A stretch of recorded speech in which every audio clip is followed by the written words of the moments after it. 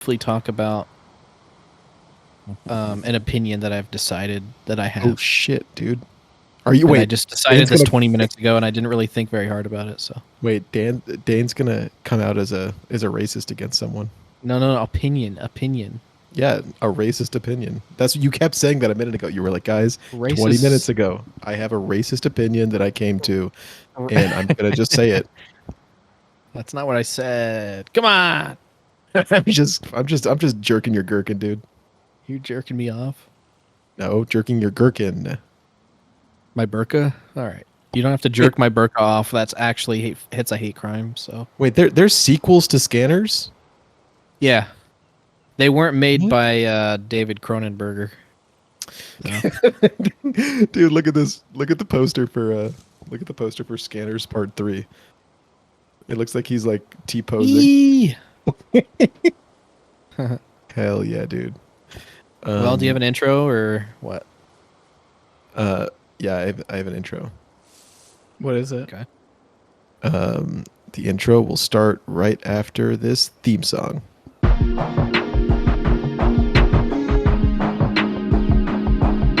Shouts out to the Motion Pixels podcast. Yeah, I do know Lil B. I think I know the bass guy as well. Shout out Matthew Meyer and Andrew Rollins. Shout out to Uncle Dane. He is also a member of this podcast. Let's get it.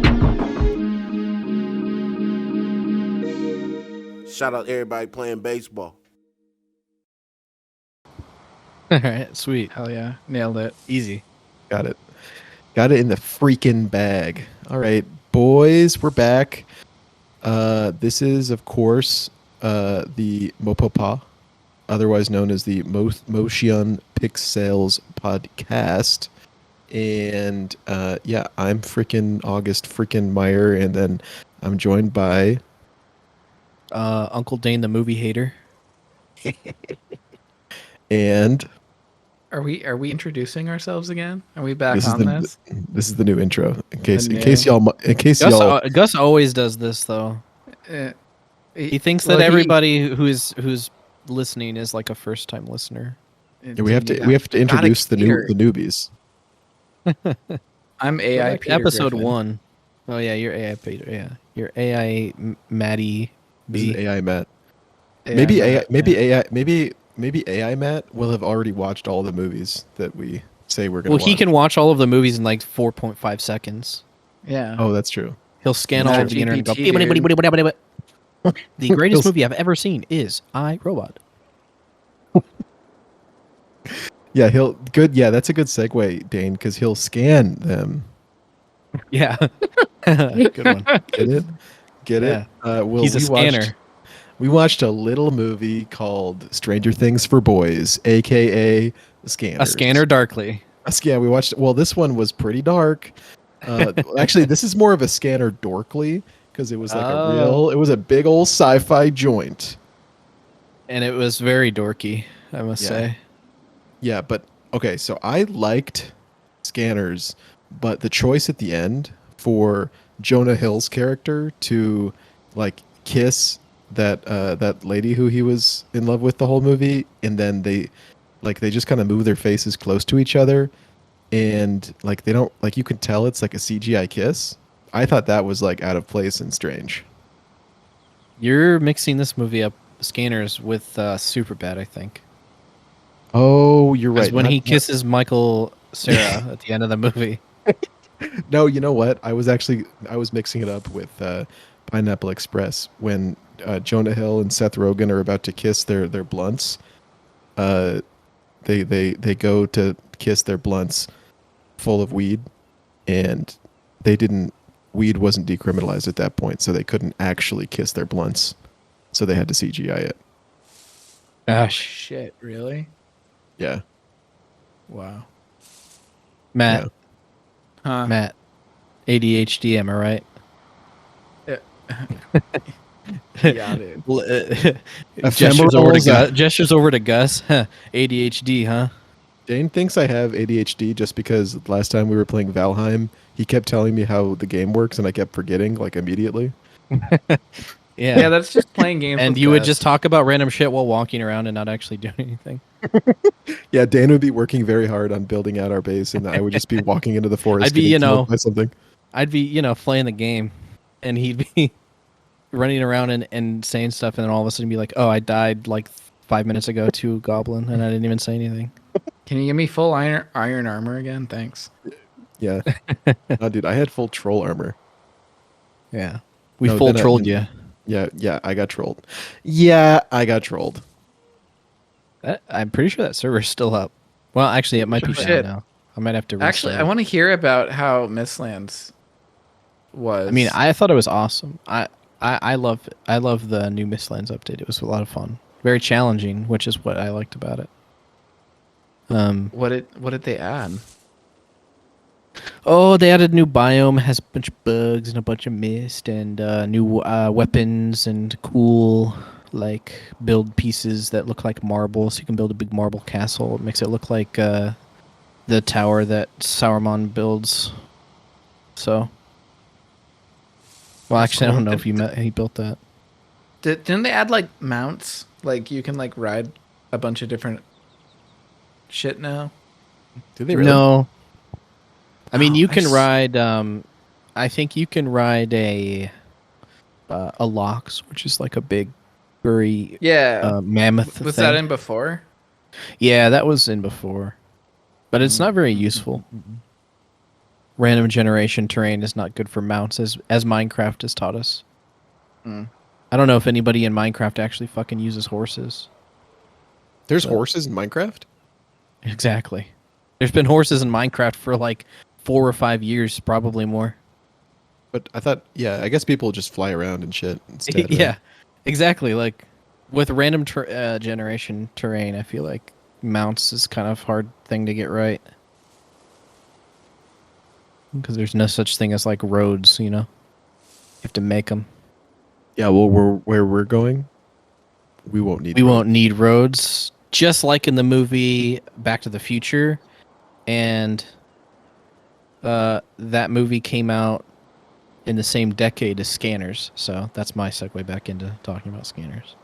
Yeah, I actually just realized I'd never watched Scanners. I accidentally watched Scanners 2, The Takeover, or that's 3, and Scanner Cop, and Scanner Cop 2, and Scanner Cop 3. Dang.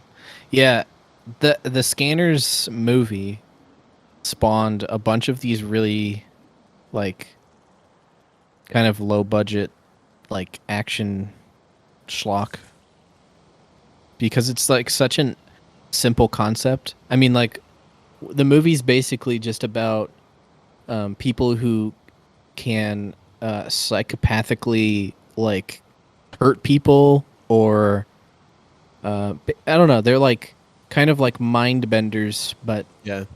it's kind of very vague. It's not really explained, but basically they have the power to, with their mind, like kind of do what's kind of seemingly just random shit to people. Like over the course of a movie, the people who can do this are called scanners.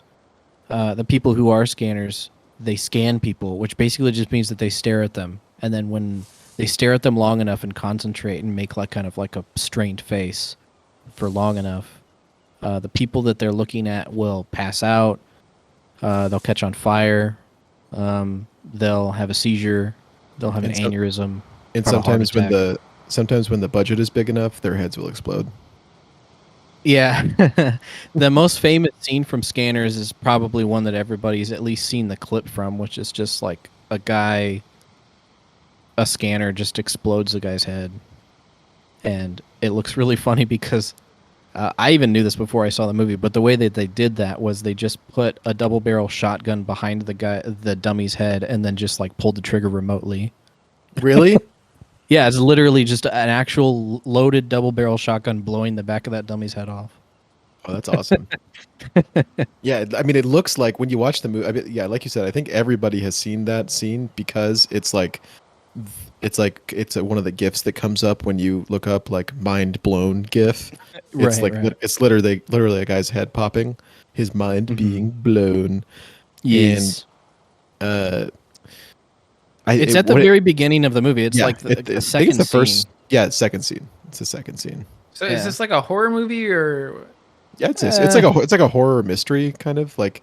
It's like there was this big trend in the what year did this come out? 1981. There was a trend in like the 70s and 80s, I guess, of telepathic movies. And one of the movies that we actually covered on this podcast, Carrie, is a member of that genre. There was like this a big trend of movies where people thought it was really scary when people were telepathic. Stephen King just started that, basically.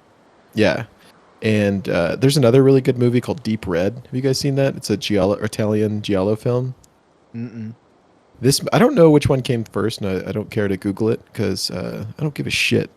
But Damn. Deep Red actually begins in a very similar way as Scanners. It has kind of that same scene where there's like an auditorium full of people, and there's like someone who gets like telepathically murdered on stage. Okay. And it's like it's definitely a horror mystery as well. All giallo films are like horror mysteries, but yeah, Scanners is definitely a part of that genre of like telepathy horror, kind of like The Shining, where The Shining is like a horror film that uses telepathy as like ooh, this is paranormal now kind of thing. But Yeah. I would say Scanners takes it in like a way more gratuitous like horror sci-fi where they use telepathy. Let's just be as honest like here. It's a B movie with like a slightly higher budget. Yeah, I mean, I that's would the way say that it plays. I think it plays as a B movie that has a really clear vision and a very distinct artistic flair to it that most other B movies do not. And that's why I think Scanners is so Maybe. sick, because it's like I personally don't see it. The like- artistic flair. really? Oh man, the whole time, dude, when I was watching Scanners, I was like kind of blown away because I love B movies, and like there's a lot of like bad acting and goofy shit in Scanners.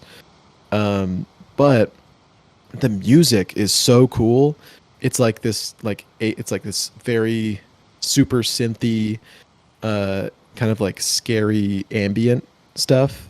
And I think it goes really well with the vibe of like mystery that the movie goes for, where like You know The who whole- did the soundtrack? who Howard Shore, my man. what else Howard is Shore. Howard Shore done? Howard Shore does all the music for Cronenberg's movies, and Shore is probably the most famous for making the Lord of the Rings soundtrack. What Lord of what? Lord of the Rings. It's like this movie or 3 movies. Not familiar. Oh well, they're really Oh, famous. you mean the Hobbit sequels? Oh, Hobbit prequels, sequels, yeah. Yeah, the Hobbit prequels. Well, Howard Shore did the music for the Hobbit too. Oh, that's cool. Oh, I should have said the Hobbit. You guys probably know more about the Hobbit. The Hobbit's probably more your speed, you know. Yeah. Hobbit Dude, is that's like- exactly How my fucking speed. dare you ever say something like that? That's such a good fucking burn. Dude, I have like a special connection to the Hobbit because my feet have always been really hairy, like on the top. TMI. Like Continue. similar. Okay, if I'm too much for you, if you can't handle me at my hairiest, you sure as hell don't deserve me at my podcast. If you can't handle me at my hobby, you don't deserve me at my bit. if you can't handle me at my hobby, you don't deserve me at my body. Did you say you don't deserve me at my bit? Yeah, I said if you can't handle Yeah, me I at my said it. hob. Yeah, I Yeah. said it. I said it. Yeah. Want to fight? Dude, Scanners is so good. What was I saying? Oh yeah, I have a. Sorry, I like have Scanners on in the background just for some ambience. Hell yeah. Right now? Yeah, I just have it on. No, you don't. Yes, I do. Why did you put scanners on? Is it school? You just put it on in the background. Yeah, I that's something I do a lot. I just put movies on without sound. I don't understand that. People have said that to me before. They're just like, yeah, sometimes I just put a movie on and do something else. I'm like, what? The movie's Yeah. on. What? I can't do that. I have to focus on it. Sorry, what'd you say? I I have was to watching watch it. Scanners. Yeah, exactly. See, ADHD. No, Am I right? No, it's I got ADHD. A dick hard. Wait, is that ADHD? I don't, you know, you get it. Oh, okay. All right. I apologize to everybody out there with ADHD, but as someone without ADHD, you have no idea how strange some of your guys' little quirks are compared to the way that I live my life. All right. It's You guys should odd. you guys should have heard it right before this podcast started. Yeah, Dane kept saying like the words "you people," referring to people Come with on. ADHD. I was already in hot water by being ableist or whatever. People probably accuse me of being for making fun of ADHD people. Yeah, this is one of those moments where I wish we had an HR department in our podcast because like as someone who's like I love retards and like you are just like I feel like you're really throwing the whole community under the bus in like a big way. Hey, come on. All of my friends are retards. Yeah, same. That's how I get away with it. Looks in mirror, straps in helmet. Okay, so but I have I started watching movies without sound when I was traveling. I had this consulting job where I had to travel on an aeroplane every single week, like every Monday, every Thursday. I had to fly a few hours to my client, and I never had wired headphones, but the airplanes that I was on had wired headphone jacks. But I didn't want to just like not use the like cool little entertainment system in front of me. So I would always put on a movie without any sound. And I would just like fuck around on my phone or like play my Switch or something while I had a movie on without sound. And that's how I've kind of came up with this like system that I think what we talked about on the podcast before, where like a movie can graduate from being good. Like if it seems like a good movie without sound on the back seat of an airplane, then I might actually graduate it into watching it with sound. That's like backwards. You should watch a movie with sound first, and then later watch it without sound in the background because you just like it's almost kind of like having a painting on, right? No, I do that. The visuals of it. I do that too. Like recently, I think I mentioned this in that movie Discord, but recently I've just been putting on the Twin Peaks movie just in the background without sound because I've seen that movie a bunch of times and I really like it. So that is a movie that I've never actually watched without sound. I mean, I've never watched it without sound on an airplane or anything, and I originally watched it with full ass sound and liked it. So now I just know it so well that I put it on. Yeah, see, the closest I've ever gotten to watching a movie without sound is just watching the movie with director commentary. And usually that just means that the sound is being replaced by something else. And so I'm watching what the people in the director's commentary are sometimes talking about. So it is still relevant, but I am still watching the movie without sound. About a year ago, I swore off the devil's lettuce. I swore off weed. And weed helped me get really creative for the video game that I'm making. And it gave me a bunch of ideas, but it also made me a lazy ass mess. Wait. Sorry, you're saying that the game in which you play ghost haunting a big pipe is something you came up with when you were smoking weed? Yeah. That doesn't sound right. Yeah, the game where you're a ghost haunting a gigantic pipe that you swing around like a hammer is the game that I came up while smoking a lot of weed and watching Hunter x Hunter, where there's a guy who has a giant pipe hammer as a weapon. I can't believe it. Yeah, I know. History's mysteries. But so sometimes this is really weird, and maybe you guys will be like, "Oh, August, you freaking weirdo. I don't want to podcast with you anymore because you're so fucking weird and strange." But now, because I don't smoke weed anymore, if I really want to get into like the same kind of like mind state that I found with weed where I could be really creative, I will put on the what? Yeah, I chug liquid. Yeah, I spent $15 on four cans of water, and I just chug. No, I see that shit everywhere. By the way, it's okay, ever since you guys brought it up, I see it everywhere. It's like pretty it sticks out good. now. I mean, It's there's almost like something about, whenever you like hear a song for the first time and now you hear it everywhere. That's like liquid death for me. yeah, exactly. Like when when you first when you watch your first ISIS video, like you start watching a Well, lot. You start watching more and more and more and more no, and more. that's not what I was saying. And the next thing you know, you're on a plane to Riyadh. Um, but no, I in order to get into the same kind of headspace, and this is probably just something that works for me. I've never heard of anyone else doing it. But in order to get into that same like creative headspace, I'll put on like two movies at one time and blast music and like create the create, What the fuck? yeah. If I want to be really creative and think of like cool new monsters or like mechanics for the game that I'm making, like I'll put on literally I'll like on my laptop and on like my iPad or like computer. Is that what it's like to be smoking weed? It's like watching two movies at once while blasting music.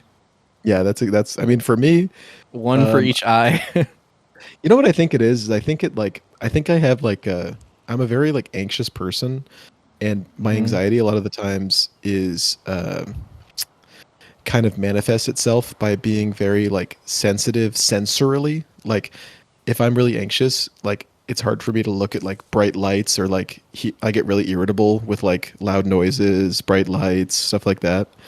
So I think like for me, it's like really, really calming to have like sensory overload in like a paradoxical way.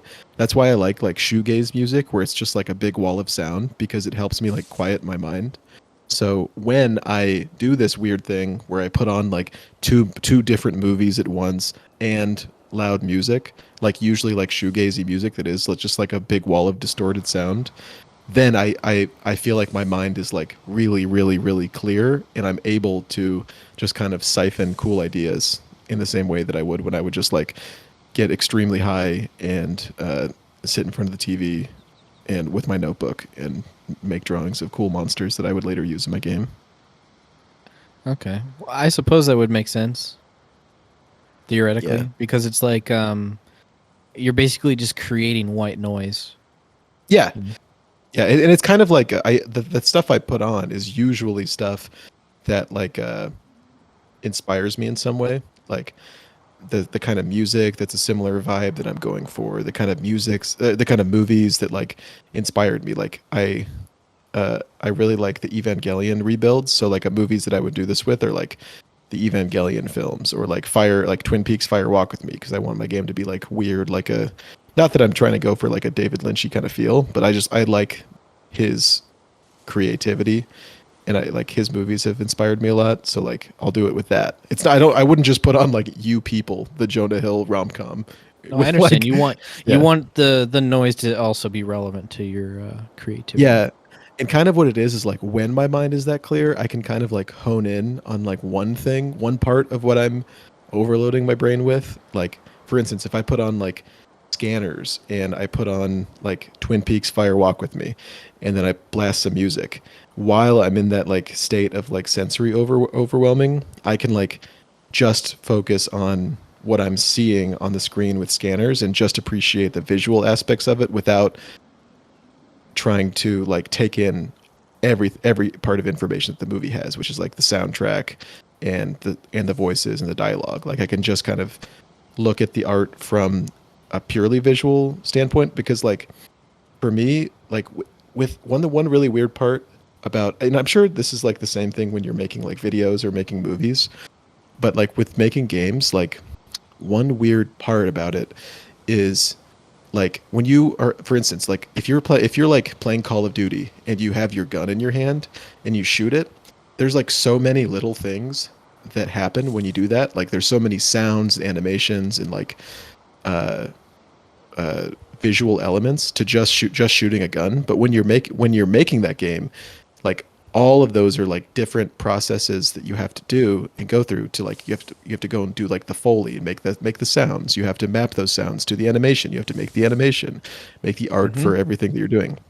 So when I'm making just one part of the game, it's like You have to do everything. well, yeah, I have to do everything, but I have to do everything one at a time. So like I have to just make I have to make like just the action part without any of the sound. So Sure. like when I watch a movie without any of the sound, it's kind of like I get my brain in that state of like, okay, like in my game, there's like a ghost with like a hammer pipe thing.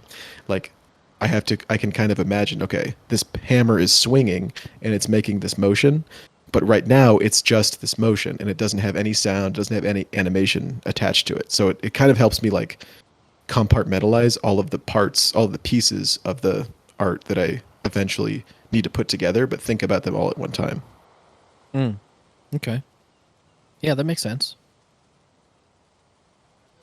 Yeah, that's I'm glad that works for you. yeah. I don't know what else to say about it.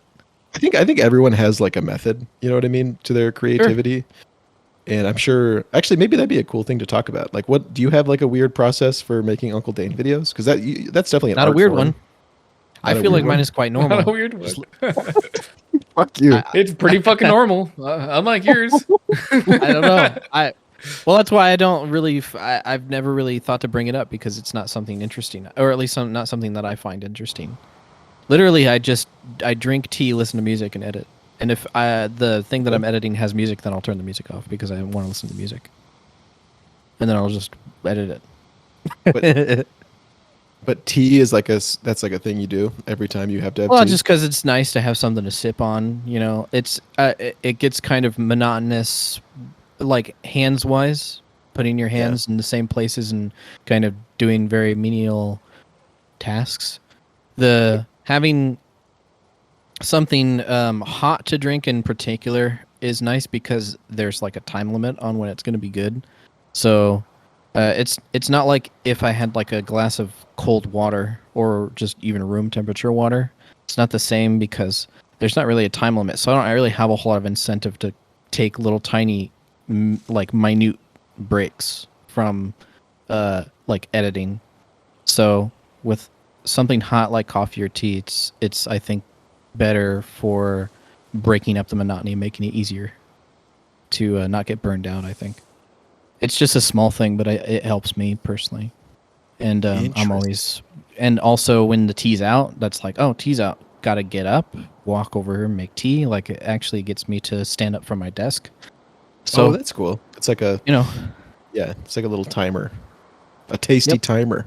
a tasty timer, and it tastes nice. So, you know, just some little tiny things that I do, but it's not like I'm like I can't edit unless I have all of my tools, all of my little things. Like I don't have anything like that. I know that I've heard people talk about their processes, and they're all very specific like yours. So I don't think it's that odd to have a very specific process, but mine in particular isn't really one that you'd be like, wow, that's eccentric. You know? Yeah, but in the same way, like it's not weird. Like maybe mine is kind of strange, but like they both get at the same thing. Like they're Sure. both just ways for you to get into the right No, I know. headspace for what you're doing. I get that. But it is kind of funny to imagine you sitting in a room with two televisions with two different things on it and music really loud. So honestly, maybe that's I why I should think smoke it's weed fun. Yeah. You ever just sit in a room where you're watching two movies at once and listening to loud music and think, I should be smoking weed again? What am I doing? Well, it's I it's miss not as- weed. it's I really don't miss weed that much because I smoke CBD, and CBD gives me like the anti-anxiety parts that I liked about weed, but none of the like. Honestly, I should order a pizza right now that that weed did. Yeah, Um, for sure. but, I wonder if there would be a good way to offset the laziness that comes with weed. I'm sure there's probably like some big potheads out there who could probably be like, "Oh, you want this with that? You like basically a checklist of exactly what you want. Oh, then you should definitely get some Clancy Brown." yeah, you need that hard indica right alpha gamma strain of the Clancy They brand, have but the you wanna make exact sure it's- strain for every specific little tiny thing you want in your brain whenever you smoke it. So it's very possible that they might have invented some sort of synthetic shit that you smoke like half of a drag of, and then you're like 6 hours and you're like a superhero. So I don't know. Yeah, it sounds like we need to be smoking Adderall and weed at the same time. Who's all this wee stuff? Yeah. You need to be smoking Adderall. Okay. Maybe I do. Maybe I do need to start smoking Adderall. Or you can just up it Smoking to, like, Adderall 3 is of the these. funniest shit. Wait, is that a thing? That I don't. I I've guarantee never you heard people have anyone tried it. say it. I've never heard anyone say it before, but now I'm gonna start saying it. I've been smoking Adderall. You smoke Adderall. You I'm just thinking grind of it that. up. I'm thinking of that Dave Chappelle. Like y'all got any more of that? But like, y'all got Mhm. any more of that Adderall that I can smoke? Smoking it is just so stupid. Like smoking Okay, well, Adderall out of a anyway- bong. Anyway, we went on quite a journey talking about scanners, but Yeah, what were we talking? What did it start with? ADHD? Like, Yeah, no. Dane used ableist slurs against me. yeah, well, you talked about 6 different things in the span of like 20 minutes, so it's not my Okay. fault. Okay, Well, yeah, that's a anyway, good point. scanners, it's a neat concept, but it was very boring after the first head explosion. I was excited because here's the thing. I was like, oh man, I've I never like watched a heads Cronenberg exploding. movie. Yeah, like the head explosion was cool, but I'm sure you've seen it. It's like probably the most famous thing from the movie. But I was excited going into it because the only Cronenberg movie I'd ever seen was The Fly, and I really loved The Fly a lot. And I was like, oh man, if this is the kind of shit that this guy does, then I might like a lot of his movies. So I was like, all right, I'll start checking out more Cronenbergs. And so I watched Crash a little bit before I watched Scanners, and boy oh boy, that movie was fucking weird and like not really my kind of thing. That's the movie where that people get they pop boners on like amputees. Yeah. It's basically about like people who have a sexual fetish for car crashes and the aftermath of car crashes, basically. So like there's these Looks like so there's fucking secret weird. underground group of people who would like literally intentionally crash their car, and then like afterwards they would go to the hospital and like fuck, or they would fuck in the car, or they would find the car that they crashed in and fuck in it later, or watch like car crashes on TV and get really horny. And basically the whole movie is just about that. And I was like, where's this movie going? And it never went anywhere. It would just keep showing scenes of all of that stuff happening, and then it ended. And I think the whole point of the movie was, wouldn't it be weird if this was a thing? Well, I mean, And I was like, have, yeah, I guess it would, David Cronenberg. I guess it would be weird if that was a thing. there's a lot of like aspects to people's sexuality that is related to like traumas or like Sure. Like- If that's the point that he's trying to make, then that is an interesting point, but it's been made before in movies so much better, such as Eyes Wide Shut, or like we were talking about last week, which is Vampire's Kiss. So yeah, I don't excellent movie, Vampire's Kiss. know. I mean, I'm saying I would much rather watch Vampire's Kiss than Crash again, because Vampire's Kiss is funny and Crash is not funny. Crash is just strange. So It's a bunch of people whispering to each other, be like, did you get in a car crash? Yeah, I did. It literally every single line in the movie is whispered. I'm almost positive of that. What part of Crash, like at what point do the bandicoots come in? Part of the Bandicoots come out? Yeah. When does the evil doctor with the big yellow forehead, when does he Bro, Cortex, Cortex. fuck a come dude in a on. Yeah, when does Commander Cortex on, man. come in? When does Commander Dr. Cortex come in and fuck a girl in like on a moped accident? All right. I get it. All right. Anyway, he comes in at 43:45. I time-stamped it. I appreciate you like stepping on the bit, but then extending Yeah. the bit reluctantly. Yeah, that's called subverting expectations, you know? That's It's the basis of all comedy. brilliant. Okay, Comedic so mastermind. so Uncle Dane. basically, like I was already kind of let down by Crash, and so like a couple days later, I watched Scanners, and basically, I kind of had a similar experience watching Scanners, which is just kind of the whole point of the movie is, wouldn't it be weird if people could explode heads with their minds? And they only exploded one guy's head. The rest of the movie, it felt like they were just kind of making up like increasingly lower and lower budget ways to kill people or cause issues, because like the head explosion thing was interesting and graphic and like very like unique. You don't really see that happen in a whole lot of movies and have it look so crazy. But then as the movie goes on, the various ways in which people die via scanner is a woman has a seizure and falls over. A guy, like I think has a heart attack. He clutches his chest and falls over. A guy bursts into flames, I think, which was kind of interesting. But I was just like, all right, well, I don't know. Like I caught on fire. Did that happen? Make any sense? Wait, did he heat him up? Like how do you? Because I thought about that it too, makes 'cause he sense kinda sometimes, but then sometimes it doesn't. Yeah, because You know? I think the one that I think there's two instances of a guy getting caught on fire. One of them is like some thug who's like attacking the main character or something. He just like, it kind of looks like his clothes are just like on fire and then he falls over and is dead. So I was thinking like, Yeah. am I supposed to think like were his innards Did he make his? like, Did he like heat up made his hot and innards? then Yeah. yeah, did he heat up his innards and then the flames like made his clothes, or just like did the guy's like leather jacket catch on fire and he's like, well, that's it for me, and then just die. Right.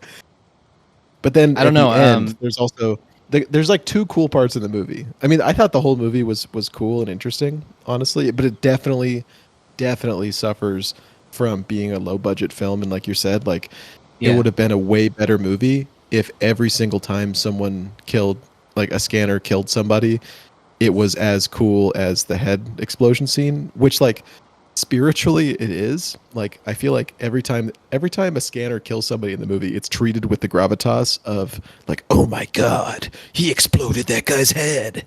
Like it's like Yeah. story wise, it's as It significant. felt like but it maybe never they were looks as cool. supposed to explode everyone's head, but then they got the budget for the movie and they're like, we can't afford to do that. So instead, in Yeah. the script where it says explode head, let's think of something else.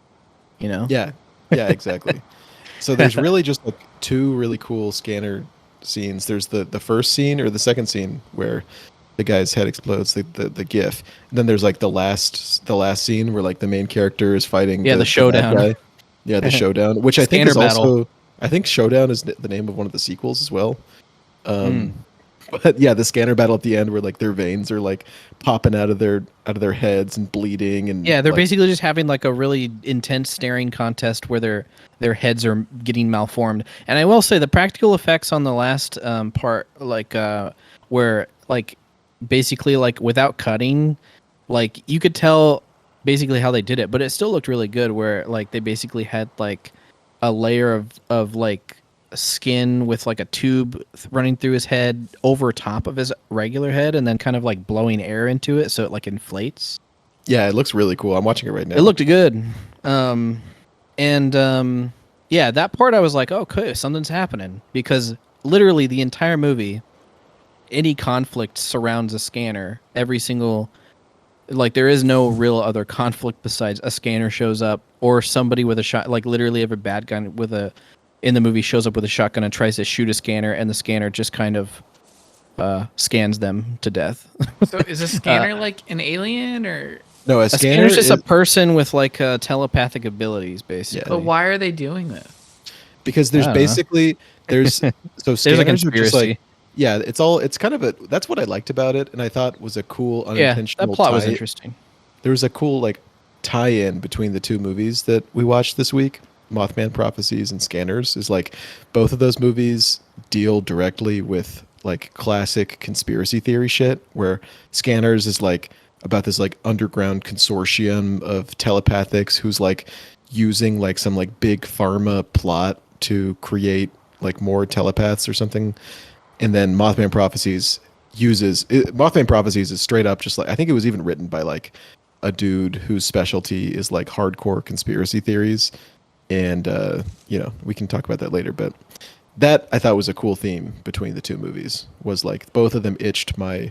I love reading about like secret societies and like for lack of a better term, conspiracy theories. Right. In Scanners, there's a secret society of scanners, and they're basically like the good scanners and the bad scanners, and the bad scanners want to take over the world, and the good scanners just want to like meditate in a room together. I guess I don't know. Yeah, it is. It is very like hippy dippy. Like where there's a scene where they all like hold hands and they're all like, "This is so beautiful. Our minds are one." We can telepathically communicate. Yeah, and then literally two goons with the two shotguns run in and blow them all to death, and that was pretty funny. But I mean, the plot of the movie, I mean, it's just very slow to get anywhere, and you can kind of just see where it's going, and it just ends up in a very predictable way. And I don't know, I just I wasn't really all that entertained by it, and it felt a little bit more like B movie meets like shitty like superhero concept. It's like kind of like the X-Men almost. It's where very they're just X-Men. like there's a mutant who's evil, and we're putting together a team of mutants who are not evil to take down the evil mutant. And that was basically the whole movie. So Yeah, I mean, it literally like the movie could have been rebranded as an X-Men side story with like Professor X trying to get all the good telepaths together and like Magneto trying to get all the bad telepaths together. precisely. Yeah, precisely. So I don't know. I guess if you like 80s B movie type movies, then you would probably enjoy Scanners a lot. And honestly, if you enjoy those kinds of movies, then I would be surprised if you haven't seen Scanners already, just because it seems kind of like the cream of the crop when it comes to that kind of thing. It's like a really high quality B movie. Yeah, and it's also very prototypical. Like I think a lot of movies took the Scanners archetype of like everything that it goes for. Like I said it at the beginning of the podcast that like Scanners is like Stranger Things for boys. Like Stranger Things lifts so much from Scanners with like telepath battles, good telepaths, bad telepaths, government cover-ups, and like That's just the people trying to 80s, though, control. you know? Yeah, but like I mean, it definitely is. But I really think Scanners was like It's a part. It's a big chunk of it. influence. Yeah, I think it had For to have been a big influence on Stranger Things. Yeah, it's definitely one of the like dozens and dozens of things that that is in the 80s gumbo that Stranger Things is. Yeah. But I thought it was cool, and I will say like I agree with Dane that it was definitely a B movie. Like it had a lot of B movie qualities, a lot of budget issues, but I think it takes itself so seriously, and I think artistically delivers what it's going for in a cool way, and like isn't just when I watched Scanners, I saw so many little scenes that I thought this is such a dumbass word, but like elevated it out of just being a like, oh, this is like wouldn't it be cool if this guy made this guy's brain explode and then he went and made this other guy's brain explode. Like there was like a scene where the main character is trying to like recruit a mutant who is like an artist, and he in his art studio he has like a giant like a cast of a giant human head, and like the main character kills a bunch of people telepathically while he's inside of the giant plaster head, and then after everyone's dead he like breaks out of the head and like walks away like a dude walking away from an explosion. And I thought that was such a cool little like visual metaphor of this guy like moving past his haters, moving past his It's a little on the telepathic nose, haters. but I see what you mean. A normal B movie probably wouldn't like even bother doing that. Yeah. Exactly. Like I've seen so many like actual B movies. Like I'm thinking of something like what's that movie called? Astro Zombies. Have you ever seen Astro Zombies, Dane? No. It's literally I haven't really seen a whole lot of B movies, but I've seen a lot of Red Letter Media like reviews or I guess watch along type things of a ton of B movies, so I kind of know the feel of one, but I've Yeah. sat down and decided to watch one. See, I think that a lot of B movies have this like stupid factor where you can kind of tell that like, oh, they just wanted to make this movie. Yeah, it has like the stupid factor where like, oh, they just wanted to make this movie because they had a cool zombie costume and they wanted to like chop someone's head off with a machete in a Yeah. cool way, and everything else around it is just like a string tying the narrative together.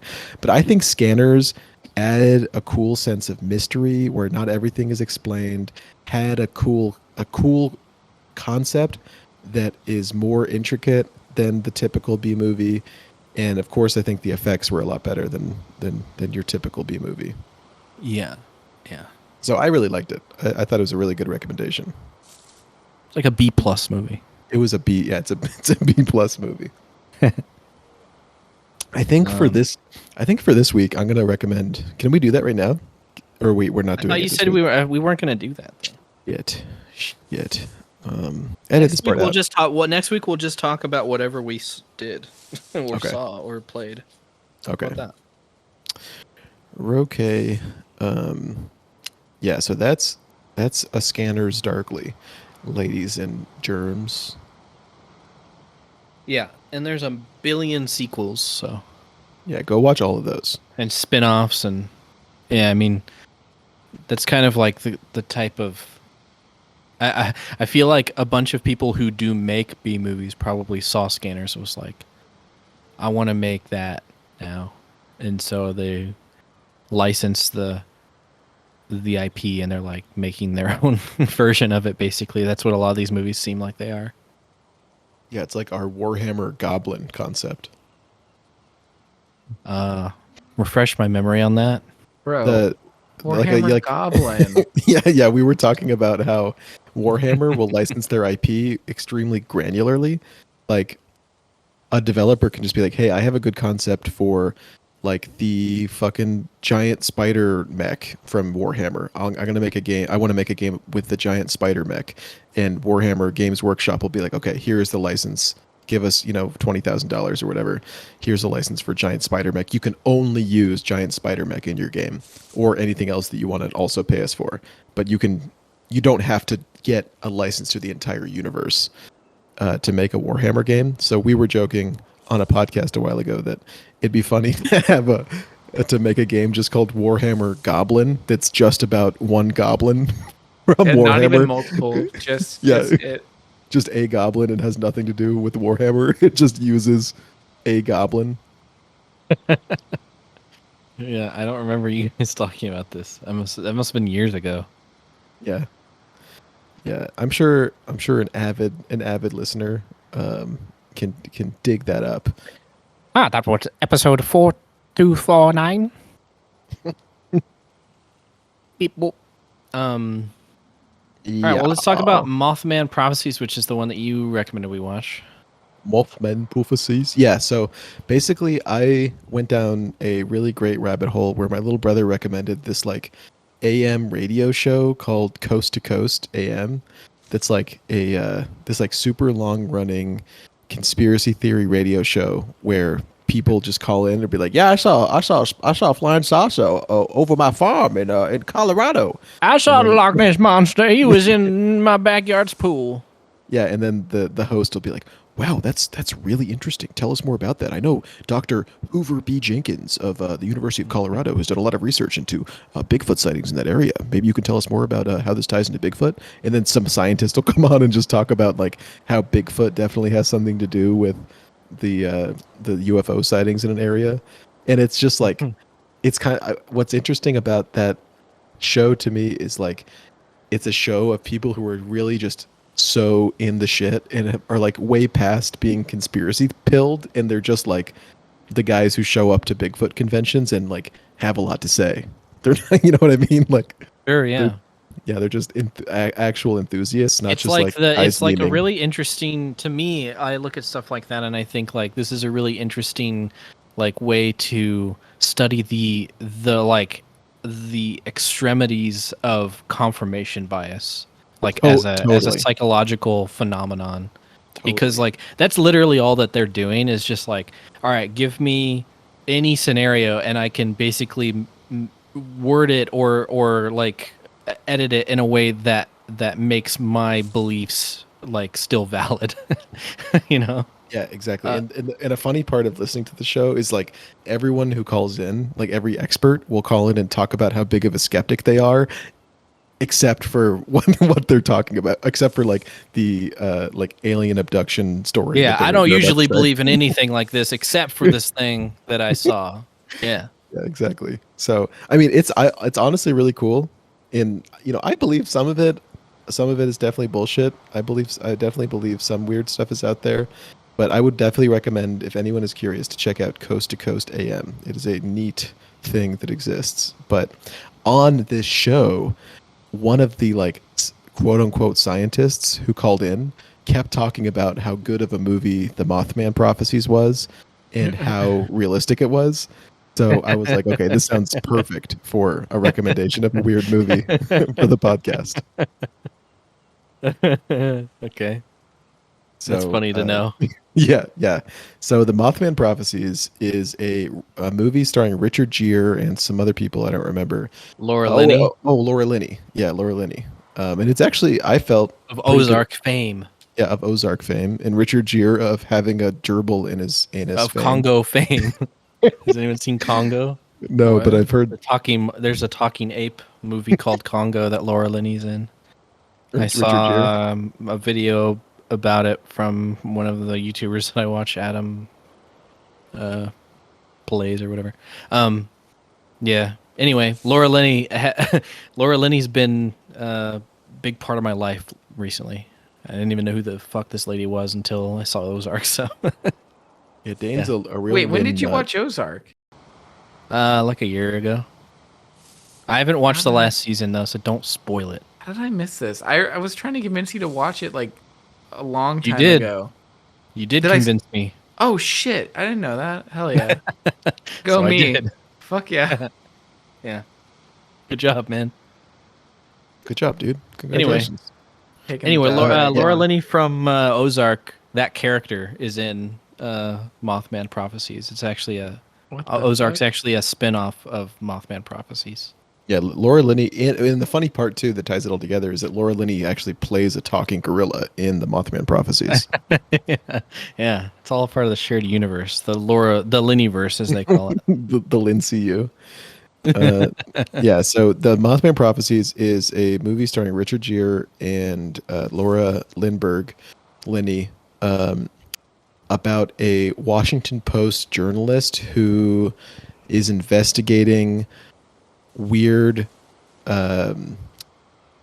stuff happening in a small West Virginia town, in the small West Virginia town of Point Pleasant, and where people are receiving messages that something bad is going to happen in that town. And the more he investigates it, the more sucked into it he gets. Ah, Yeah, it's a little scary.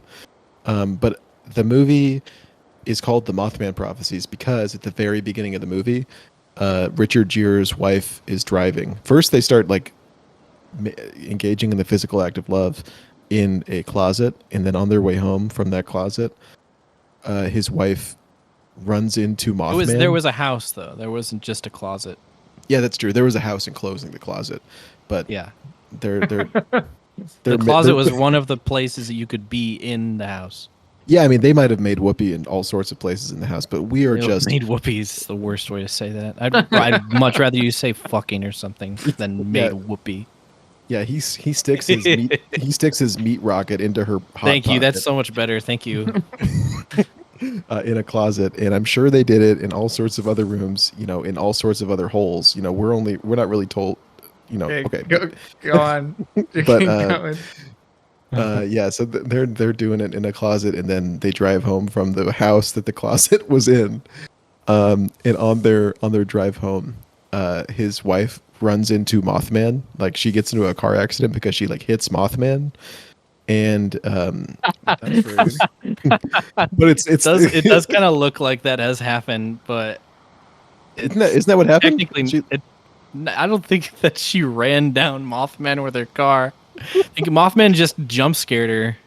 Yeah, But it Mothman does kind jump of look scares like are- it does kind of like imply that she hit Mothman like Mothman's a deer.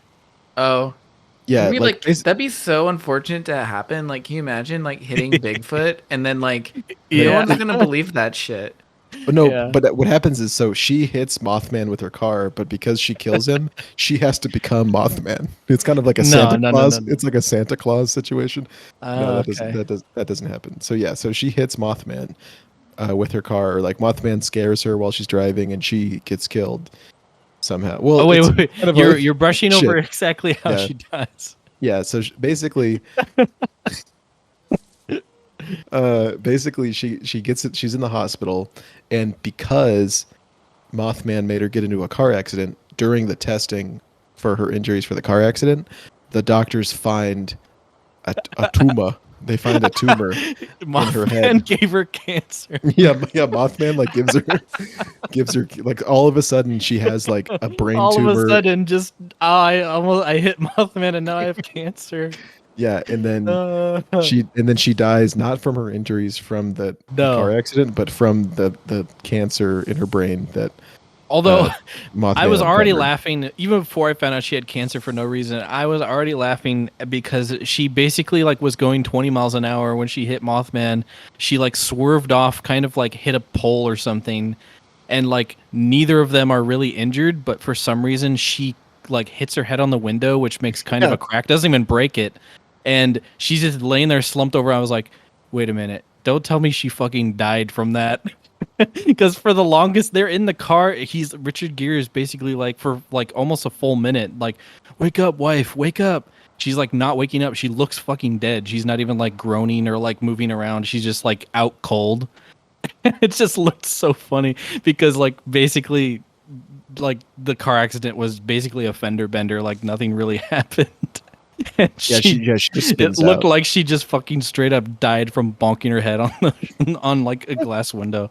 But then later she's in the hospital. She's like, I seen the Mothman, and then the doctor's like, she's got the brain cancer. And then later it basically is implied that she dies or something. And then I laughed really hard at that because it was just came out of nowhere. Yeah, so she dies. His wife dies. But like as Richard Gere is like cleaning up her hospital bed, there's this like creepy nurse guy who like he's like, your wife's seen it, and Richard Gere's like, what? And the nurse is like, You want to "Your know what I wife- said out loud to my television when he came in and said that? What? I said, "Oh, thanks, Doctor Exposition." Yeah, and I then really and then wanted him to have like a name tag that says Doctor Exposition.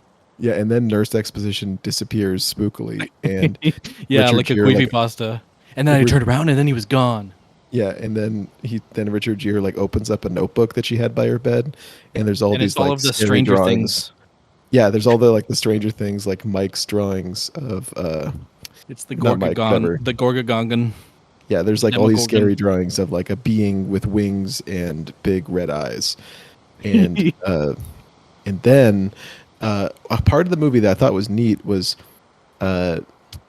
Richard Gere is then he's all fucked up and he's like sad because he's now a widower, and he like has to drive from Washington D.C. to Richmond, Virginia for for an interview with like the governor of Virginia or something, and he drives from Washington D.C.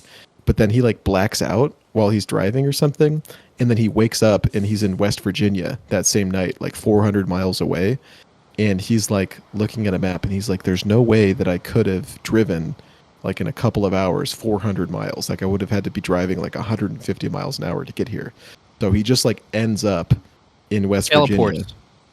Yeah, he like teleports or like so- Mothman flies him over. I have no idea. So I will say that is probably hands down the funniest scene in the movie when he finds out because of just the way that it's presented to him. What happens is he's looking at a map and the guy with the map says like, you're about 20 minutes away from the border from Ohio. And whenever he says you're 20 minutes away from Ohio, Richard Gere's face, he gets like this horrified look on his face. And I just laughed really hard because of all the Ohio memes.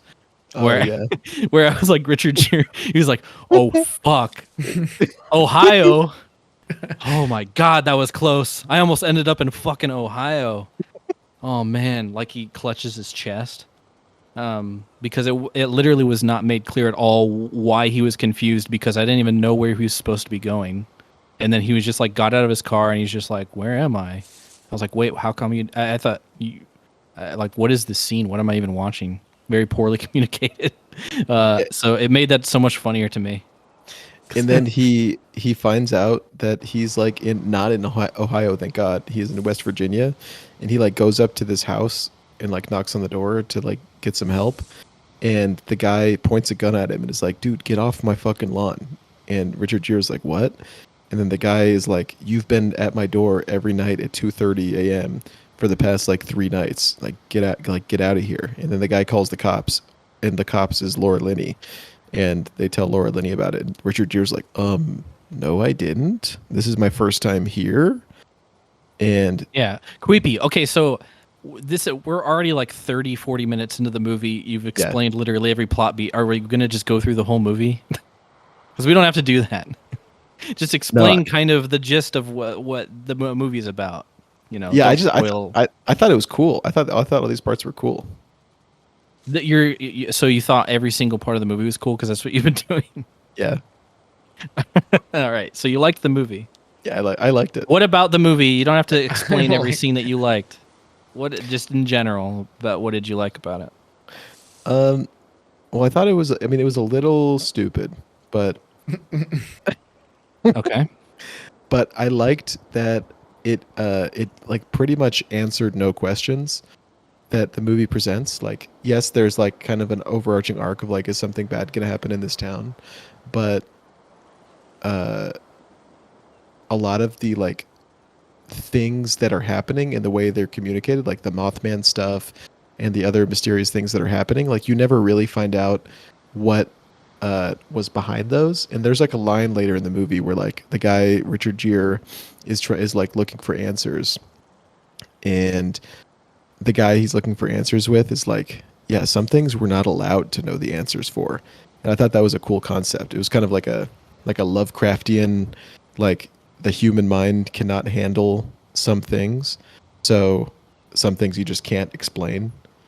And I think I feel like all of that does to the people who are like really heavily into Mothman probably are really heavily into like conspiracies and like thinking that there's some other force preventing them from like getting all of the knowledge or like knowing everything.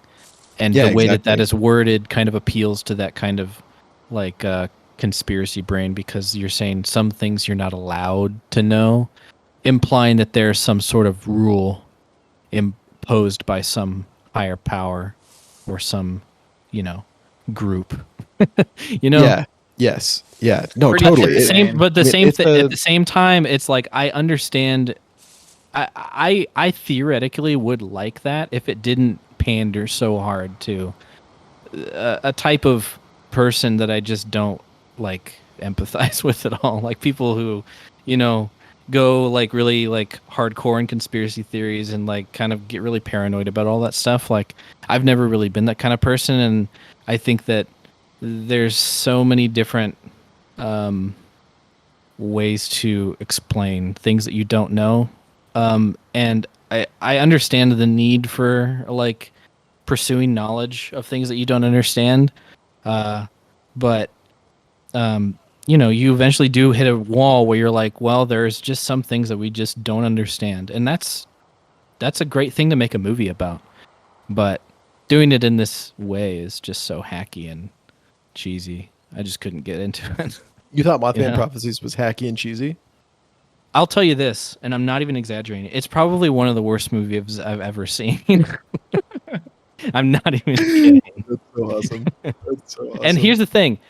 There's two different types of like movies that I do not like in this world. There's a kind of movie where I watch it and I think I hated that movie. And that's why I give it the lowest score possible, is I actually was offended by that movie. And then I watch some movies where it's not that I hated the movie. It's just that it was so not for me and also so poorly made that I cannot do anything except call it the worst movie ever.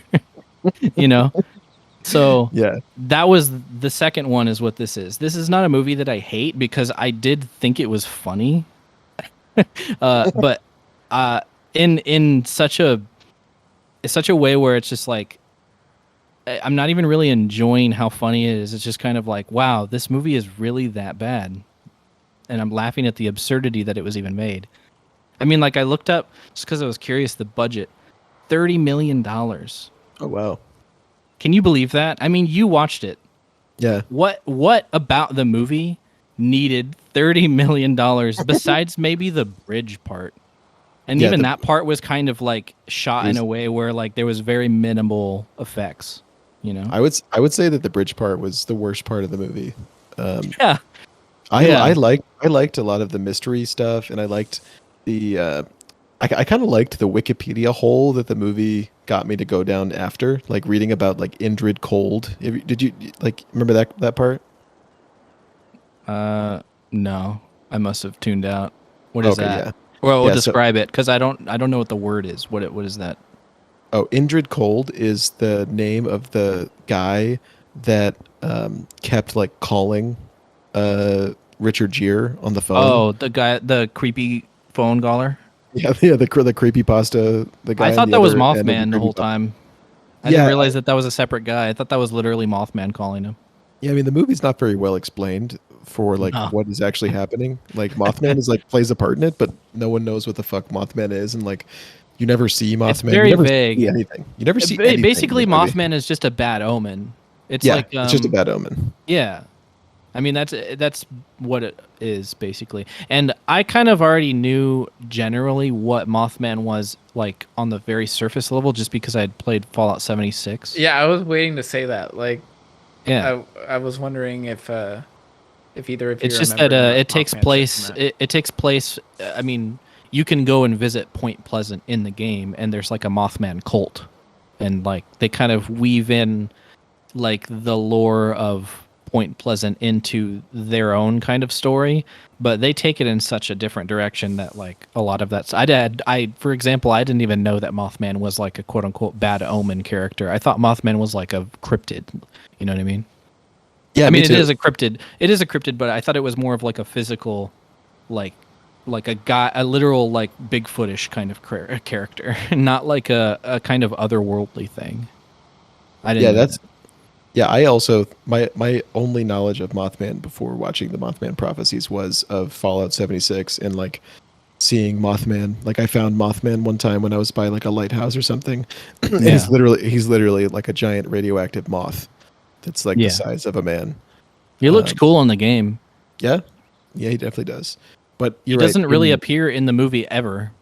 No, there's like a flash of light with like kind of you see like red eyes in like that first scene where after Where she they're hits him. yeah after they're done making love in the closet. The post closet. Yeah, the PCS, the post closet scene. That's you kind of see Mothman, but I think the movie. I mean, I guess the point of the movie was this like sense of like, well, guess we'll just never know.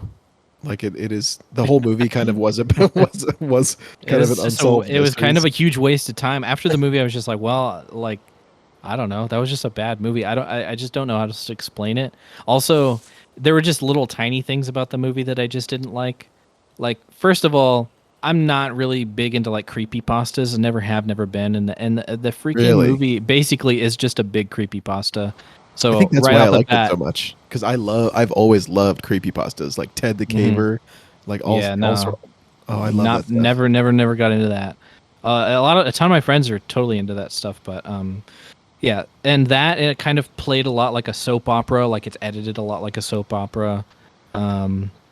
Like every scene is basically just drama. It's not even really anything happening. It's just like two people talking or like Richard Gere like confused about something. I don't know. And I guess the performances overall weren't too bad. It's just that I got the very like I got like an overwhelming sense that the director basically just used the first take of every scene that he shot. Like they didn't even go for a second take. They were just like, yeah, just say the line. And I mean, like, Richard Gere and Laura Linney are pros, so I mean, like, it's not like they're horrible, but I don't know. There was just something a little off about it. It felt like everybody was just kind of like, hey, I'll just say the words on the script. It doesn't really mean much.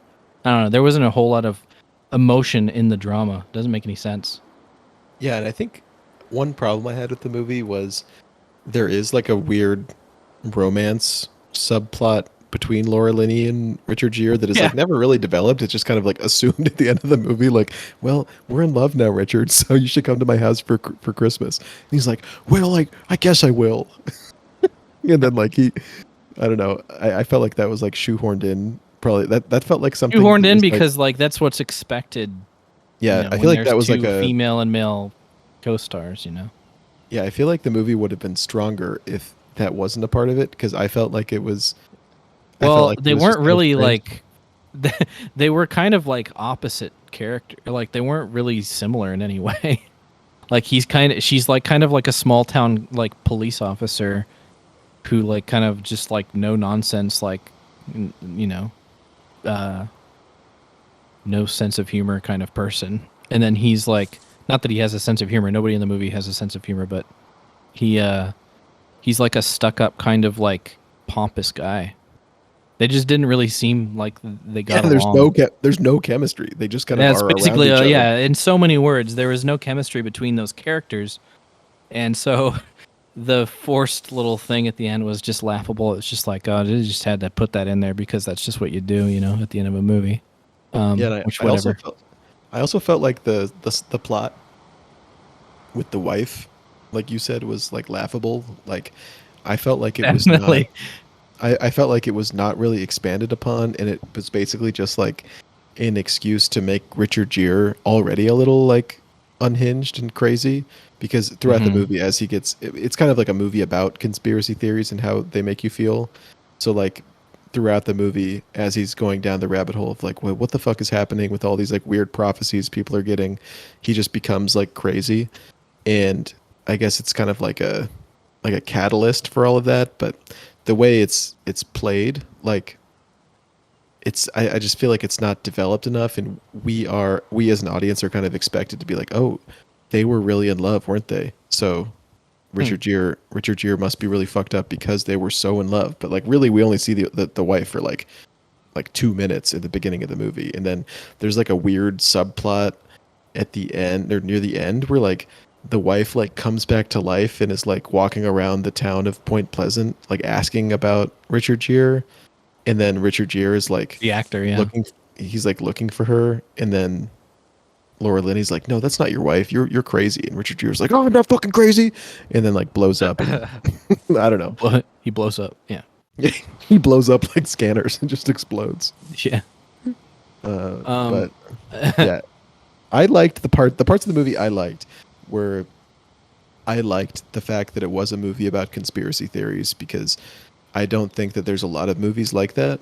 Like there's a lot of movies that use conspiracy theories as like a set piece, but this was a movie about like a guy going down a rabbit hole and like kind of going crazy. The conspiracy theorist experience. Yeah, I get what you mean.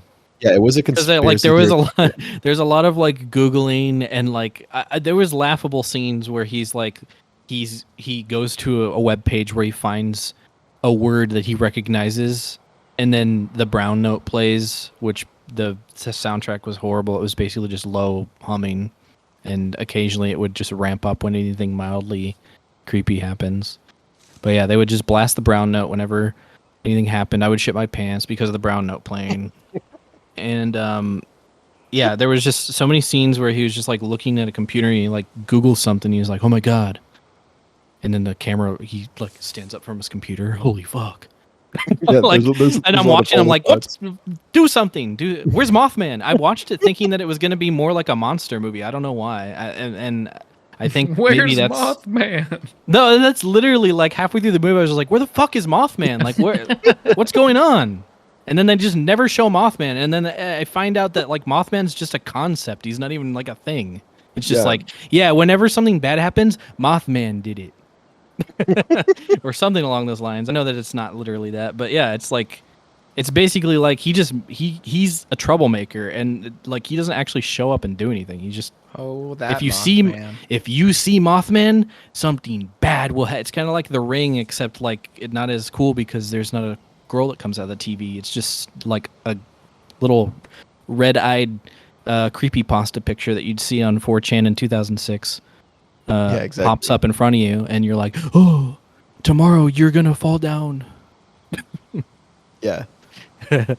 Yeah, and I think that there was like a dissonance in the movie because there's a bunch of characters who literally are like, "Hey, I literally saw a Mothman. He's like an 8 foot tall moth monster. He was like in my backyard." and Laura You Linney fucked and my Richard sister Gere, and have a moth baby. and Richard Gere and Laura Linney are like, "What the fuck? That's crazy! Like, we gotta learn more about this whole mystery." We're gonna find this little guy. He's a little troll. Yeah, but then you never see the monster. So I feel like if the No, and then he doesn't show up. I The think bridge that- collapses, and you could be like, "Well, Mothman collapsed the bridge," but I don't know. I didn't see Mothman. yeah, I think that I saw a like, bridge collapse. I didn't see a moth. I think the movie would have been stronger if they didn't tease that Mothman was anything other than like a bad omen. Like, I They think should have if- called the movie fucking Point Pleasant. Now, honestly, that would have helped my experience by a lot. You know? Yeah, because Mothman, like for anyone who's not already a conspiracy nut, like you hear the words Mothman and you're like, okay, there's a monster that is a moth, part man, Yeah. part moth. This is like a Godzilla. I think movie that the or guy something. from Fallout 76 is going to show up and like raise his big clawed hand and like shoot a lightning bolt or something. I don't know. I expect to see something a little bit more like, I don't know, crazy. This was just like a drama where something mildly creepy happens every once in a while, you know?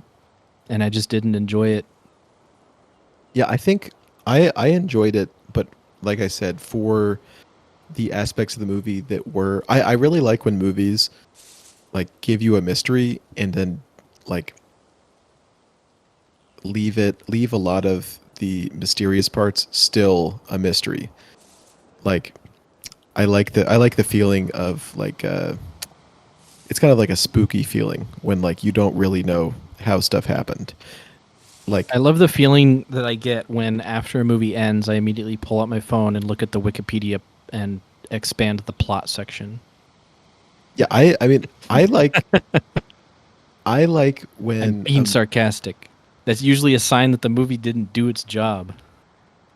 yeah, but I think the movie's job was to just like make you feel uneasy and like oh Sure. I guess there are just paranormal It didn't do things. that for me. It didn't make me feel uneasy. I thought it was very cheesy and hokey Like- and kind of lame, you know. And Like, in I think- presentation, you know, I get what you're saying. Like, I think that the movie was supposed to instill a sense of like unease and creepiness, but it just really failed to do that for me, you know. And so the whole point of the movie was completely lost, and all that I was left with was what I got out of it, which was like all of this little kind of dumb crap that I was complaining about already. Yeah, I mean, if you're looking for a movie about the Mothman Prophecies is not it. It's not about the Mothman.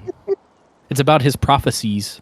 Yeah, it should just been called Prophecies. It's like Looking- 99% prophecies, 1% Mothman. Yeah. Yeah. I mean, I think if there was a Netflix movie called Mothman Prophecies, there would have been a scene towards the end where like Richard Gere meets the Mothman and realizes that the Mothman is like some sort of like paranormal benevolent force or like misunderstood alien or something, and it would have like literalized everything that was happening.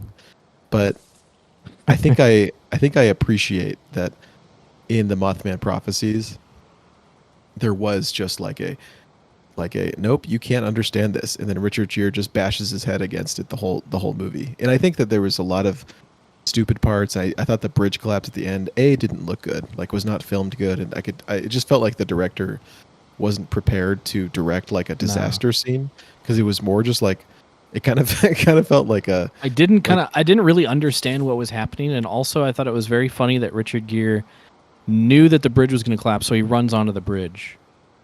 Yeah, it just didn't make sense. And he's like pounding people's cars. He's like, get out of the car. Bridge is going to collapse. If I was in my car and a guy ran up to my window and started pounding on it, he said, and then ran by, I'd be like, wow, crazy guy. Like, what do you think you're going to do, Richard Gere? Like, you can't, like, you're trying to warn people? I don't know. It's just that was a dumb character moment and took me out of it. Yeah, but that's kind of like the thing with conspiracy theories is like That they're dumb. well, that they make you seem crazy. That like a lot of conspiracy theories are like you can't drink the water because the water has poison in it, and you go around telling people don't drink the water, and everyone's just like, I'm gonna roll my window up now, sir. This is a Wendy's. So Maybe I was just laughing at conspiracy theories. Theorists the whole movie. But one thing I thought was spooky about the movie was the conversations that he would have. Have you ever seen the movie Lost Highway, the David Lynch movie Lost Highway? No, that's one of the 3 Lynch movies that I still have to watch. Well, there's a scene. I actually haven't seen the movie either. I've just seen this scene from it because it's on YouTube and I've seen it a bunch of times. But there's a scene in the movie where a guy, you could look it up. It's called like the Lost Highway Mystery Man. Like just look up that scene.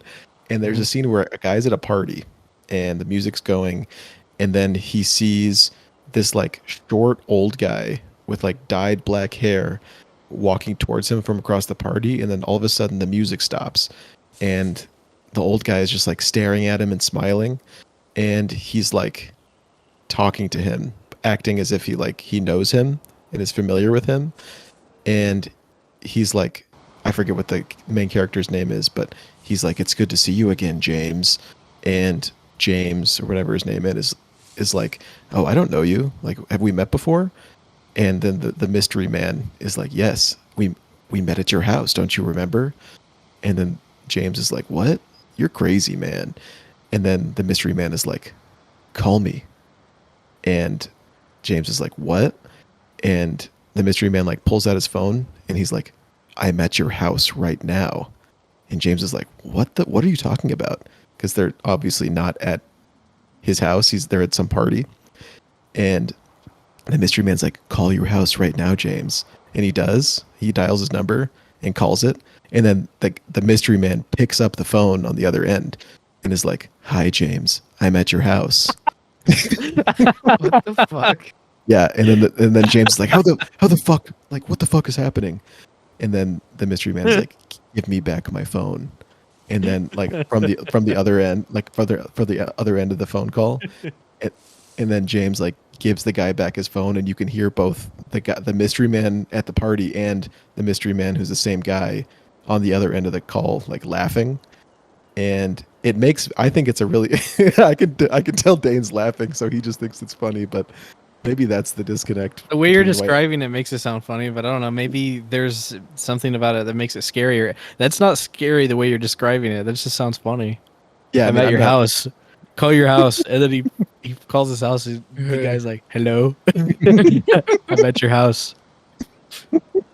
Yeah, the way that it's shot in the movie is a very like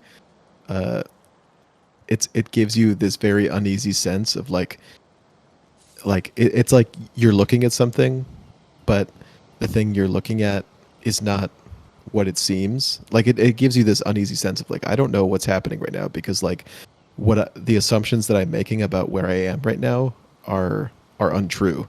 So it makes you feel like, I don't know, lost in like a scary way, if that makes sense.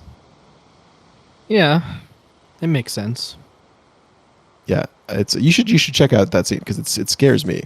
I want to eventually watch the whole movie. I want to watch all of David Lynch's movies at some point. I was on a David Lynch roll for a while, but then I stopped at Straight Story because I couldn't find it anywhere. But I think it's now on Disney Plus. Yeah, I think it's on Hulu now. So I was gonna watch that. Well, I don't have Disney Plus. But yeah, just like the sense, you can borrow mine if you want. But the what do you mean, like, borrow your Disney Plus? Oh, you mean like password share? Yeah, don't tell Bob Eisner. Did I tell you that Roy? Did I tell you I literally met Bob Eisner when I was at Disneyland recently? Yeah, you told us that. Yeah, well, it happened. Was he cute? No, Should give him a big kiss and say, "I like how No. you run the company" or something. Whatever you do. no. He just asked me for advice, and I said, "Hey, I'm busy right now, Bob." No, no. What happened? What? Yeah, Bob. Like he looked at me, and he was, he was like, "Call me," and I was like, "What?" And he was like, "Call me. Bob I'm at your Iser's at house your right now." house. That's fucking cool. Yeah, Bob Iser. Bob Iser was like, "I'm at your house right now," and I'm like, "No, I'm at your land. I'm at Disneyland." And Bob Iser was like, "Call me, friendo." Not. I'll probably finish the David Lynch things, but I took a break to watch David Cronenberg, and then I just realized that these are all named David, and Yeah, then you I gotta was like, watch I should David Cross probably. movies. I realized that I hadn't seen all of David Fincher's movies, so I was watching all of the ones that I hadn't seen of his. So I watched The Game, and I was gonna watch Alien 3. Oh, I've never seen Yeah, Alien dude. 3. I gotta watch all the aliens again. I've seen Alien 1 and 2. I haven't seen 3, and I'm kind of scared to watch it because David Lynch is. I probably would call him my favorite director these days, and I know that that's probably his worst movie by everybody's account. So can't wait. Still though, dude, I fucking love Alien. I mean, Alien 1 and 2 are pretty cool. I mean, Alien 1, I should say, is really cool. I'm not a big fan of Alien 2 personally, but... Aliens, Dane. Oh, Don't Aliens. disrespect it. I have no respect for James Cameron anymore. You know that. That's okay. I'm kidding, by the way. I like James Cameron. I love wish Jim. that I love Jim. I wish that he didn't decide, you know what I'm going to do with the entire rest of my entire existence on Earth? Make blue elves. Yeah, dude, it rules. Sounds like fun. Dude, It literally is. That is the coolest decision that a director has made. It's so baller, dude. He's just like, you know what? I'm just gonna live here for the rest of my life. You know, I I have about 20, maybe 15, 20 years left. I'm going to dedicate all of it to one thing. He's like, see you later, guys. I'm gonna find an excuse to give white guys dreads. Yeah. I'm going to give people an escapist route to becoming a black person. Yeah, literally. It's just like But I'm not really black. Could you imagine? a funny part about James Cameron is when you watch behind the scenes of of Avatar 2 specifically, he's always wearing like a long sleeve Fox shirt that's like used for like dirt biking. So I always imagine that like as soon as he's done filming like some scene for like 3.5 hours of Kate Winslet being underwater, he's like, okay guys, I'll see you later, and then like rides off on a dirt bike and is like going off ramps and stuff. Yeah, I mean, I wouldn't put him past him. He's like has like a bunch of weird hobbies like that, doesn't he?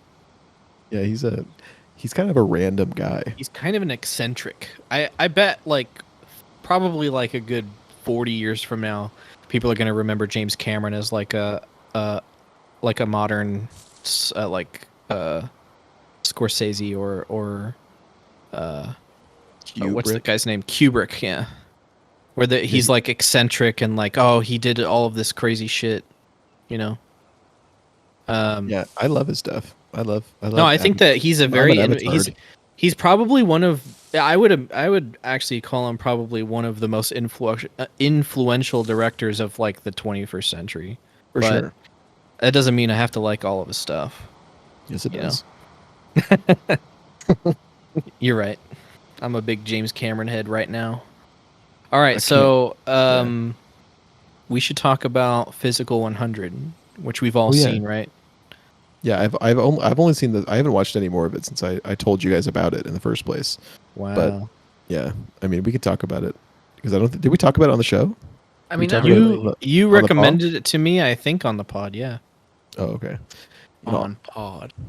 in OPC, an on pod conversation. And Yeah. because I'm a good friend, I actually like listened to you and I watched it.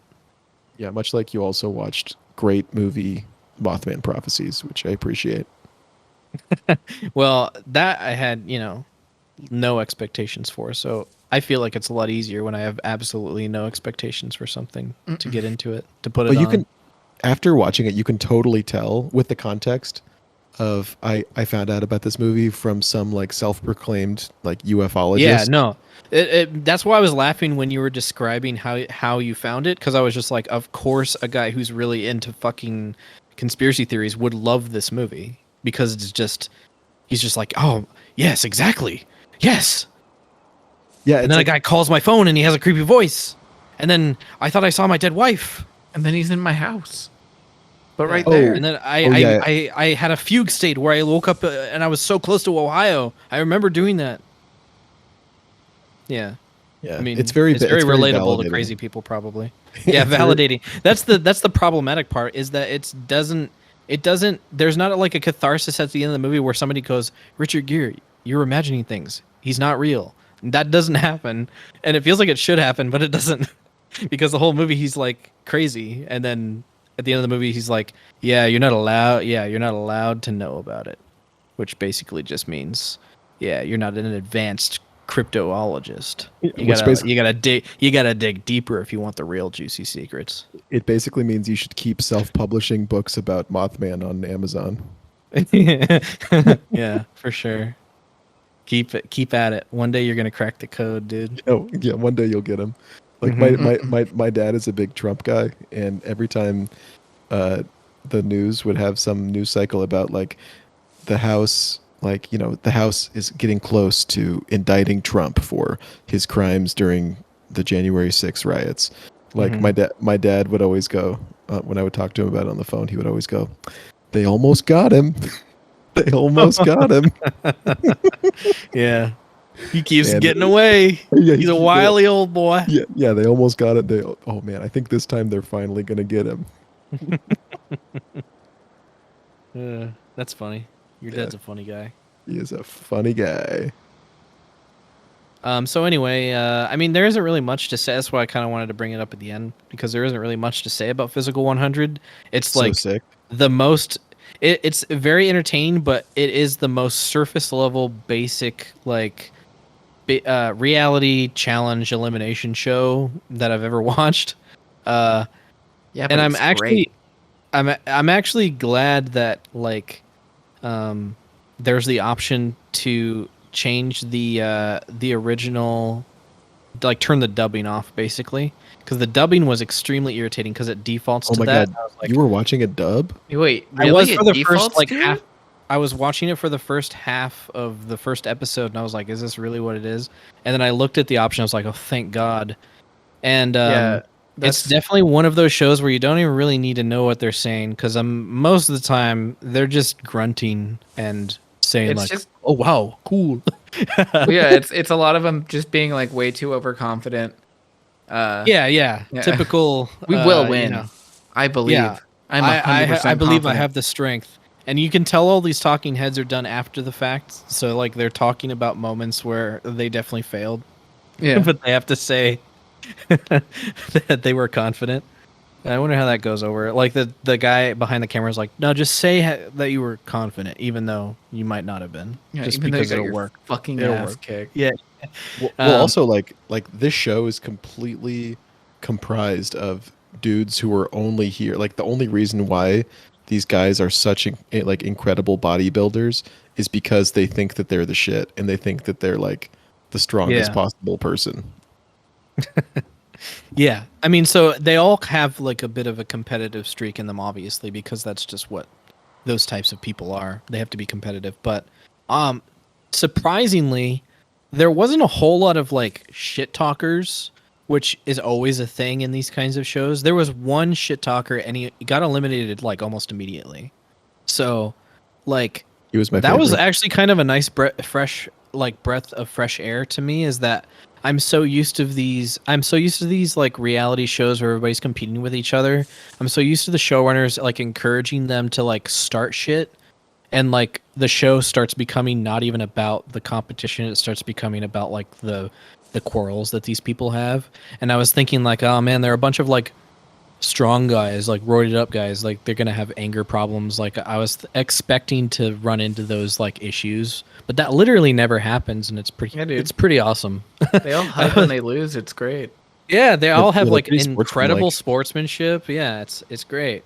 good to see. And I thought to myself, I was like, I wonder if this is because this is in Korea, and I think Korean culture is probably a little bit more honor bound with a lot of things. You know, that's just the way that culture is. And then like, I wonder if they were to like make an American version of this, then it would probably end up being what I would expect, where people would just get in fights all the time and like talk shit.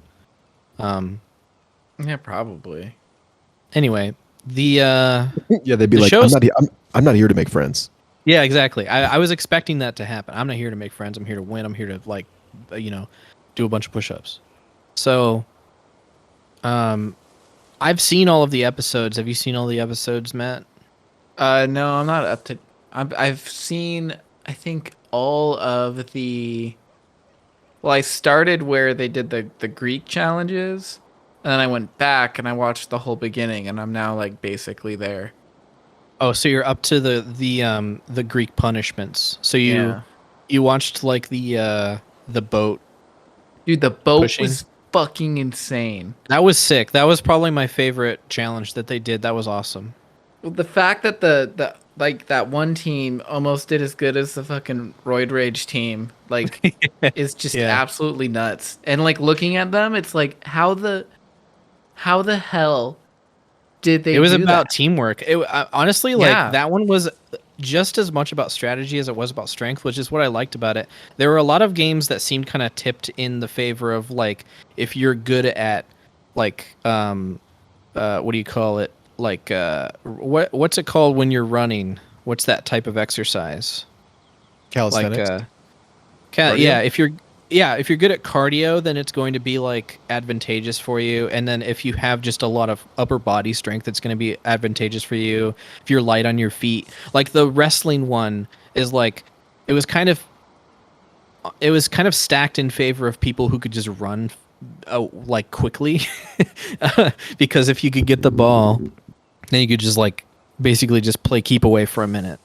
Unless And- you're the fucking MMA guy and just No, fight. that was the most exciting part, because I was like, oh, finally somebody is like breaking the mold of like expectations here, and he's basically just a goalie for it. And that was awesome. And I was really disappointed that he eventually lost that one. So yeah. because I was like, oh man, that would have been so cool to see that work out in the end. But I mean, he kept it up for a while. Yeah, a lot of the individual games were really cool, but I must say, having seen all of it, the Greek game is the last good game. Oh really?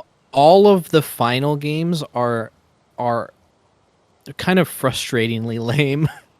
I was watching the finals, and I was like, wait, it's really coming down to this? Like, why didn't they save all of the fucking cool games for the end? You know what I mean? I don't know. It felt really like it was an extremely underwhelming finale.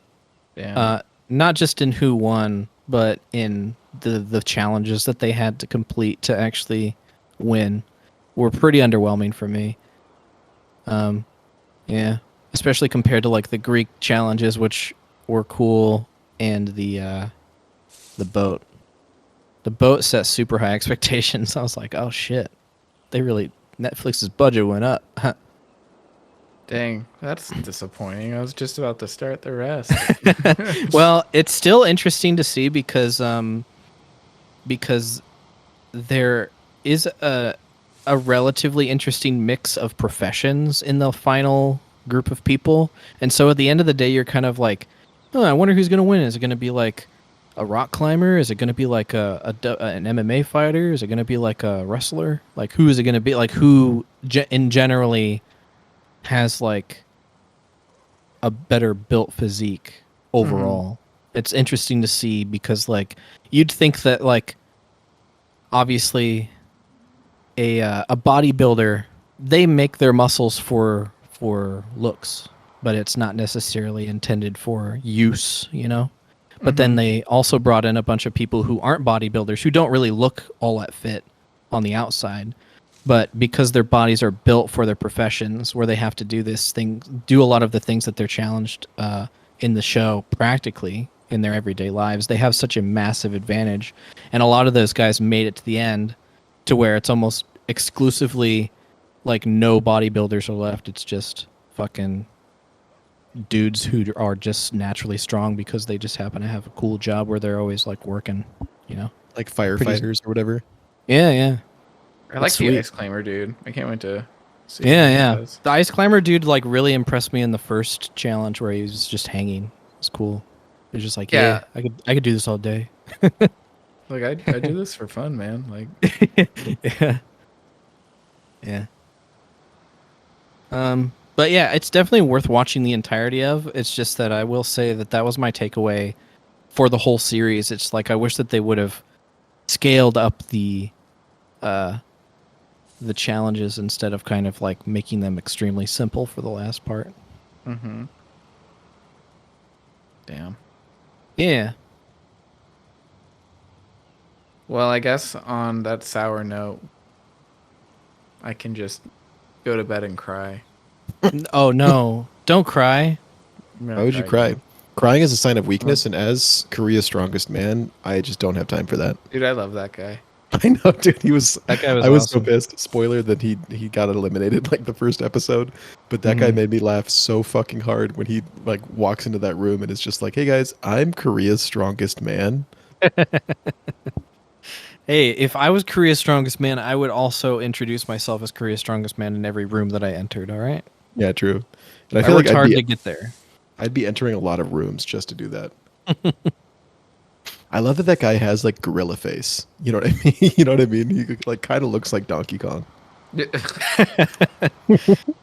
Yeah, I mean, he's built like Donkey Kong, that's for sure. Yeah, he's like a pile of bowling balls with skin over it. He got Yeah. he got his ass kicked by some like fucking Yeah, by just like some schooler. kid.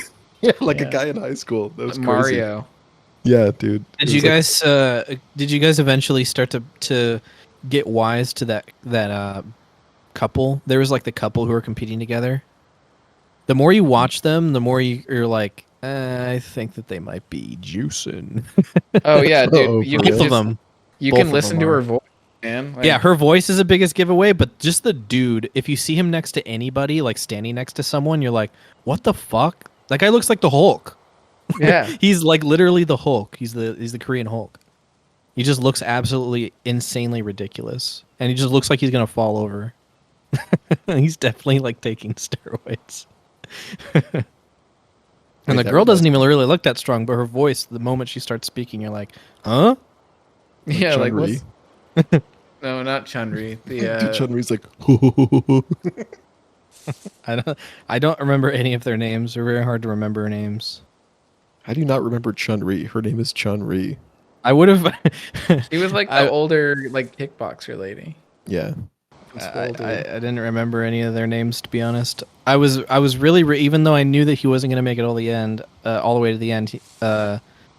Always rooting for the MMA fighter who's like 49 years old. or Yeah, something. right. Yeah, He yeah, was- that That guy was sick. Yeah, I just like that guy. I want to see a whole show about that guy just by himself. Yeah, and he seemed very like respectful too. Like even though he was like Mhm. hot shit, he was very just like, "Oh, hi guys, I'm happy to be here." Yeah, when I definitely misjudged him on the first like introduction part where they all walked into the same room because he was wearing basically like I'm a player clothes. Like he had like a popped He wore a collar and suit, like dude. sunglasses and stuff and a suit. I was just like, oh, this guy thinks he's hot shit. But then like when he gets into like the uniform with everyone else, he just looks like an anime character and he's just like, I'm Totally. here to prove that middle-aged guys can get it done too. And then I was like, oh, go for it, man. And Sweet. dude, and he did. He did. He pushed that boat. Yeah. Yeah. So check it out, listeners. Watch it so that Netflix will make an American one. I think that would be cool to see too. I would. Yeah, Just, that would I be want to cool. see More another. dramatic. I want to see a Korean one again, but just I mean, I I'll guess see another one in bigger. general, but I think that it would be cool to see one in each country. Because like oh yeah. Oh yeah, true. if they do it for just Korea, it's like, well, he's the strongest person in Korea according to the show. But if they go to different countries and get different types of people, that'd be neat.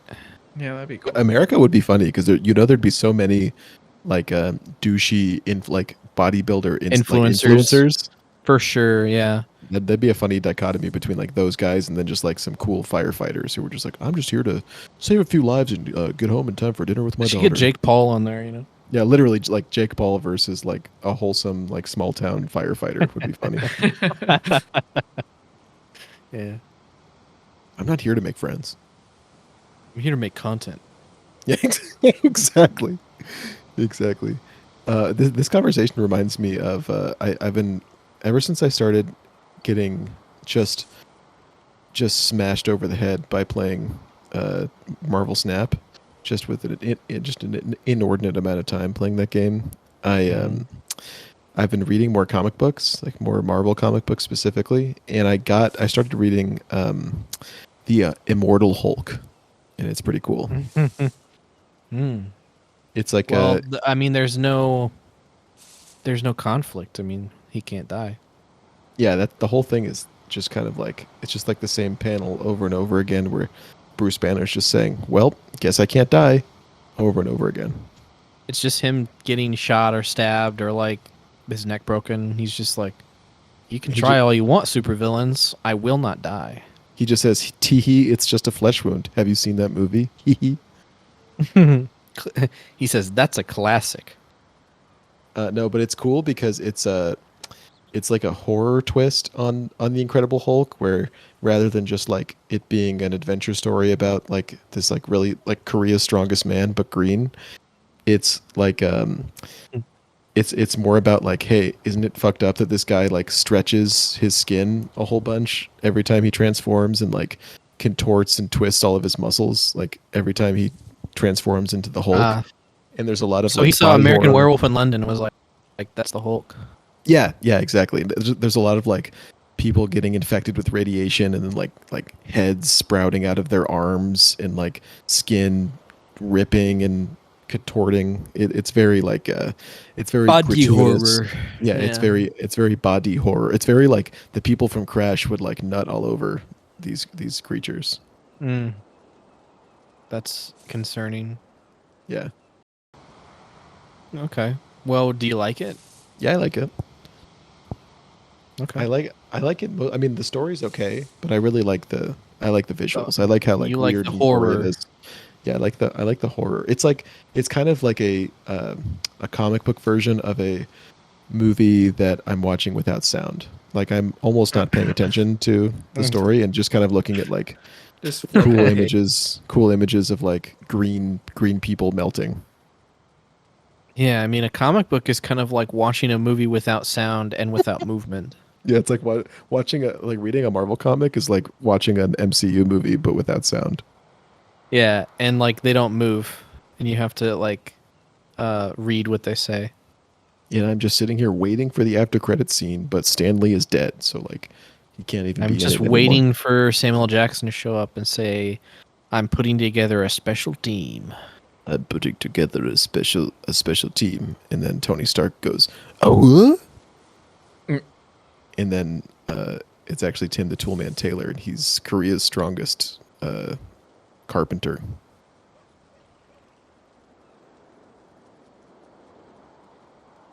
Theme song.